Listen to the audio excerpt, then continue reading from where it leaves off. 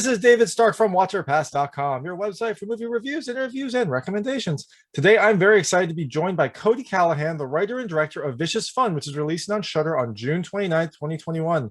We're going to talk to him in just a second, but first, let's check out the trailer. And while you're watching, if you can like and subscribe to this channel, that would be fantastic. It helps me out a lot. Thank you.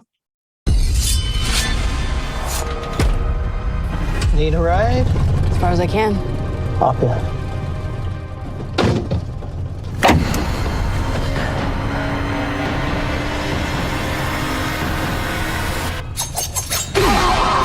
This is what you said to me. A group of serial killers attending a 12-step meeting tried to kill me and my accomplice before disappearing, leaving us with 3 dead bodies? No, 2 dead bodies. It's one word, right? Bullshit. Sorry to interrupt your meeting. Thanks so much for coming out. How do you maintain your lifestyle and keep your urges under control? I murdered the same victim repeatedly. Just give me a mask. Have you ever bitten into a kidney? What is this, some kind of support group for serial killers? Quarter! It got really messy. I like it messy sometimes. Smack in the face.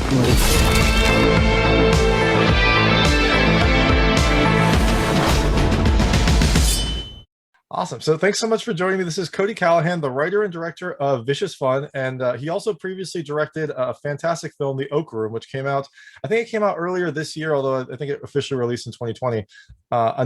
Both movies kind of involve interesting stories, a lot of, really fun conversation. And his new film, Vicious Fun, comes out on June 29th, 2021 to Shudder. So thank you so much for joining me. Thanks for having me. So I guess the first question is, this film is such a kind of a refreshing, stylish movie. How did you come up with this? Maybe were you in your own support group for something, or did you just kind of like I don't know where this came up in your head. It's such a fun film to watch. It's funny because the whole movie really, which is weird. I've never kind of done it this way, but the whole movie started with the title. I had written Vicious Fun down in one of my sort of notebooks, and I just thought it would make such a great genre movie. And at that point in time, I didn't know what it was going to be. And then I started sort of compiling ideas. And at one point, I had all of these characters that I wanted to fit in a movie, and it was about trying to figure out a way to fit them all in. And I can't remember how it came about, the support group style of it, but it made the most sense of how to like get into these characters and a reason to have them all in the same room. Yeah, because they're all so very different. They all have very different methods and different personalities, so it would be kind of tough unless you have like a super villain meeting, which probably wouldn't be a good genre film, right? Like this is a good way to get them all there. Yeah, and it's funny because from the get-go, we kind of knew that the movie wouldn't work unless they were all sort of unique and felt like they deserved their own movie, which was fun developing the characters. We spent a lot of time sort of deciding who the serial killers would be, because I think there was like 15 at the beginning, and we sort of narrowed them down and combined them. So that was one of my questions is, were there other options, and, were there some that were cut that you really wanted to keep in there, or, Yeah, there was a version of like the treatment. I don't think it ever made it to script, where it started to get a little bit more supernatural. So some of the killers, like, we've got Mike, who's a Jason, but in this one it was harder to kill them, let's just say, and there was some supernatural stuff going on. But then it got I know the movie itself is pretty ridiculous, but it got too ridiculous at a certain point, and there was nothing to ground it. Yeah, I guess maybe magic powers might be a little bit too far. Yeah, exactly. Yeah. And so, I also loved how the cast was they were perfectly cast for these different characters. And I'm wondering, when you were starting to narrow them down, did you have actors in mind when you were kind of finalizing the killers, or did you kind of finalize the killers and then look to see who could fit that role?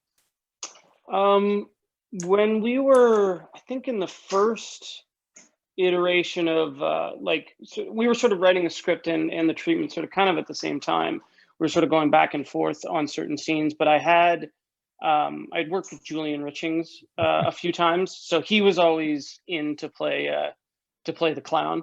and I had worked with Robert Maillet on a movie, and I knew that he was always going to be sort of the Mike, but everybody else was sort of people that we found in the writing process that we'd wanted to work with, either suggestions from friends that had worked with certain cast members, and like David Koechner was our casting agent, had just worked with him on something, and was like, oh, he'd be perfect. And then Ari Millen, I actually grew up with, so he was in the Oak Room as well. He ends up popping up in a lot of my stuff. So, but he's been in the game for a while, so he knew a lot of talent that I did a lot of meetings with people he knew and friends with him. Yeah, no, I was gonna say Ari Millen was awesome. I recognized him from the Oak Room as well. Like he was kind of the perfect charismatic chameleon crazy killer. And then yeah, Julian Richings is I interviewed him twice. He is such a lovely person, and he gets these creepy roles. I don't know how he does it. He just is so good on screen. Well, he's such a brilliant character actor. Yeah. So I feel like he always gets pretty interesting parts because he's a bit of a chameleon too. He can play a lot of different sort of styles and stuff, but he was so good in this. There's so much material of just Julian being Fritz that we had to cut just because the movie was too long. But there's so many moments of him like dancing on his own and doing his own thing. It was pretty wicked. Yeah, it is kind of interesting. You're right. Each of these characters could have their own separate movie or like a series of shorts or something like that. I don't know. I'm hoping that maybe that comes about sometime in the future, but who knows? Yeah, for sure. And so the film also, it's kind of it's very visually stylish, and it's set in the 80s. Was the film always set in the 80s? Was that kind of, or were you just trying to figure out, how to make it where it's, I don't know, people are less connected to technology or something like that? Like how did you go about pushing it back in time into this neon, jean jacket time period? So we originally, it wasn't set in the 80s, but the more we found ourselves wanting to homage films from the 80s, the more it felt weird to sort of have this movie that's referencing all of these fantastic films of the 80s and not be set in the 80s and have people on their cell phones and stuff. And it sort of contradicted what we were trying to do. So I think it was like draft 2 of the script. We switched it all to the 80s, which is great because I think personally my aesthetic of like neons and stuff tends to lean that way. Even if I'm not trying to make something neon, it tends to bleed into the stuff I do. So it gave me an opportunity to really swim in that visual style of that. Yeah, no, it makes it for such like a pop. Like there's one scene when there's a a neon sake sign in the background, and it makes sense because it's a bar, but it also just is so visually appealing to see that in the film. So yeah, totally makes sense. And how did you find this bar? I mean, the film is set in a couple different places, but I think the bar is probably the most kind of iconic because it's got, like you said, the neon. It's got the payphone. Where'd you find a payphone? Like, how did you find this 80s world? So we scouted everywhere in and around Toronto, trying to find the right bar, and we found some that worked, and we started changing the script so that they'd work, but for whatever reason they were too small to shoot in, the ceilings were too low, or there was always something. So we ended up building it. So that's the whole bar and the kitchen. That's all a set. So it was great. So we got to design it from the ground up, and so it became sort of this perfect neon world that obviously does not exist. That makes me sad. I was hoping maybe you could have like a pop-up vicious fun bar. Yeah, someday maybe. I also noticed that Joel looks, this film is a homage to a lot of 80s characters, and Joel looks not exactly, but very similar to another iconic 80s character, Marty McFly. Was that intentional? I assume it was, because his red vest over blue jacket is kind of you instantly notice it. But yeah, that was like growing up. That was one of my favorite movies, and that was sort of the VHS at my place that I watched until you couldn't watch it anymore, kind of thing. Yeah. So yeah, when we were doing the wardrobe and stuff, we referenced a bunch of movies, but that one was sort of like let's just do a nail on the head, because Marty McFly is just sort of that perfect nostalgic 80s hero. Yeah, no, definitely. He it instantly kind of calls back to it. And so Carrie's character looked more like a Trinity, I guess. Was she also in reference to an 80s character, or was that just like I loved her aesthetic, her like black secret agent kind of character, but Yeah, that was more of like a reference to like the '80s like underground punk scene of that time and stuff. So not necessarily a certain character from a certain movie, but a genre of music, I guess. awesome. And so you mentioned you started with the title Vicious Fun. I mean, did you have like was the magazine that's kind of referenced in the Vicious Fun, was that part of it as well, or did you just think like that's a great name for a film, let's go with that, and then kind of just see where your head took you? Yeah, I mean, when we were developing it, we wanted to do something that sort of kind of took a bit of a stab at reviewers and stuff. Stab. And just because it's like, it'd be fun to put somebody who's critiquing horror films in a horror film. We just thought that would be a great idea. And again, it was, growing up with Fangoria and all those kind of things, it felt perfect to have them like have this physical magazine. So it was really important when we were designing the magazine to have them sort of, we did a whole bunch of them and they're in the backgrounds of stuff. And we redesigned a bunch of our old films and a bunch of friends' films and sort of 80s styled stuff so that like all the backgrounds and everything felt really rich with that kind of stuff. So the magazine is like, for me, I mean, that's such a key component to the movie, even though it doesn't play a huge piece in it. It's just such a nostalgic thing that like, even when I was holding it, it's like, that legitimately brought me back. Do you have any copies of the magazine still, or were those all are those all in storage somewhere?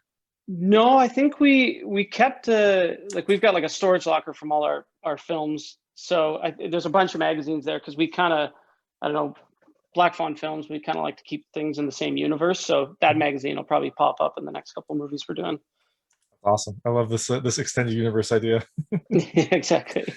And so the film was kind of it had a couple parts, right? You got the start and then the support group and then kind of a more I guess traditional slasher type third act to it. Did you said you started from the title and then kind of the serial killers came to mind. Did you kind of write the support group as a separate entity and then kind of bolt on things on top, or did you kind of always have this arc in mind when you kind of started thinking of how you were going to structure this film? So the original arc was most of it happens in the Chinese food restaurant. Like I think he actually leaves. He got out right at the very end, and it just felt too confined.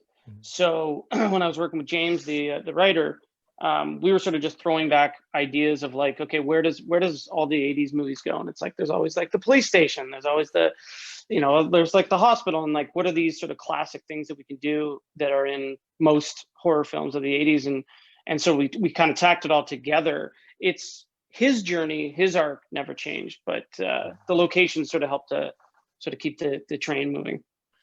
Yeah, that makes sense. And also I think then that allows you to showcase these killers doing what they do. You're kind of limited with characters in the support group, but you can add some more and then they can kind of show what they do and why they're so scary. Yeah, exactly. It's sort of the math of it too. It's like you got a certain amount of serial killers, you got to have them each kill somebody so you can see how they do it. Yeah. So it was about where are we going to get all these extra characters from, and that's sort of where the bumbling cops came in. And they also had a lot. I mean, they had a lot of fun too. They had really fantastic mustaches. I don't know if that was like part of your casting call was to make sure they could grow a sick mustache. I don't know how you ask that question when you're kind of reviewing people. When we did it was funny when we did the casting. My a good buddy of mine who is Mark Gibson, who plays one of the cops. He did an audition tape, and he had a huge beard at the time, and he shaved it all, so he just had a mustache. And as soon as I saw that, I was like, okay, that's all the cops now have to have mustaches. Yeah, that was perfect. And then the other thing that was kind of really nice about this film is the music was awesome. It had kind of an 80s like chip tunes vibe, but also a little bit of electronic beats. Who did you work with for that, and how did they kind of layer that all in, because it felt modern but also throwback, which was kind of a nice touch. Yeah, totally. I worked with Stephanie Copeland, who's done the soundtrack for all my films that I've directed. And we started working a while. I think we actually started working while we were shooting. I would send her rough scenes and stuff, and she started working on it. And it was really trying to find that balance, as you said, between feeling like it could be from the 80s, but still giving it that modern drive to it. So it was combining a bunch of different styles of music, and we rewrote a lot of that stuff over a slew of months, and then yeah, it kind of all just started to come together. And it's sort of one of those things where we wrote the whole thing, and then we watched it, and then we sort of started to tweak it, and we moved backwards just to try to elevate it a bit more. But I personally, I think this is one of my favorite soundtracks of any of the movies she's done, just because it's just got such a playability. Like you could put it on in your car. Yeah, no, I was just enjoying listening to it and kind of getting lost in the music as well. Like this whole film has such a great style to it, and the music definitely helped that. Awesome. So I'd like to move. I call it the lightning round. It's just lightweight questions that kind of relate to the characters and things that happen in the film. I want to see how your experiences match to that. You can feel free not to answer any of them, but I try to keep them very answerable. Sure. First question is, when was the last time you got drunk at a bar? And given the last year we've had, it might have been a very long time ago, or maybe very recent as everything opened up. Last time I got drunk at a bar, oh my God, I can't remember. Although, you know what? The producer, Chad Archibald, he actually built a bar in his backyard, and we got drunk there after the Oak Room premiered. There you go. Maybe a year ago. That counts. That's a great way. That's a great pandemic story too, right? That's perfect. Do you have a tape recorder like Joel had? I do. Oh wow. Do you actually like take notes on it? Like I haven't in a long time because obviously we have iPhones, but I have one kicking around my office somewhere that definitely has a tape on it with movie ideas on it. That's awesome. I love that. Have you ever told a cab to like follow that vehicle or follow that car? I don't think I ever have. That's on my bucket list. Yeah. To be in a situation where I need to do that. Yeah, it's kind of tough to get an Uber to do that. You get in the Uber like, follow that car right there. Like, no, give me the destination. When was the last time you used a payphone? Whoa. Probably in university. Okay. So that would have been a long time ago. This might be a similar time. When was the last time you used a jukebox? Oh, jukebox. I used a jukebox I went to a bar in Los Angeles that was all you had to use a jukebox for all the music when we were doing casting for Fish is Fun. Oh, very awesome.